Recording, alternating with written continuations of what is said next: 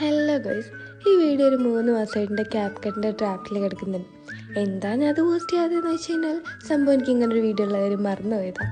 പിന്നെ ഞാൻ ഈ വീഡിയോ കണ്ടപ്പോൾ ഇങ്ങനെ വിചാരിച്ചു ഡിലീറ്റ് ചെയ്ത് കളയുന്നതിലും ബെറ്റർ ചുമ്മാ അക്കൗണ്ടിലങ്ങ് പോസ്റ്റ് ചെയ്തിടാലോ, വലിയ കാര്യമൊന്നുമില്ല. ആക്ച്വലി ഈ വീഡിയോക്ക് ഒരു പ്രത്യേകത ഉണ്ട്. ഈ ദിവസങ്ങളിൽ ഞാൻ ഭയങ്കര ഹാപ്പി ആയിരുന്നു. കാരണം ഞാൻ വിസിറ്റിന് ദുബായിൽ പോയ ടൈമാണ്. അപ്പം ചിന്തിക്കുകയാണെന്നല്ലോ, വിസിറ്റിന് അടിച്ച് വിളിക്കാൻ പോയതല്ലേ.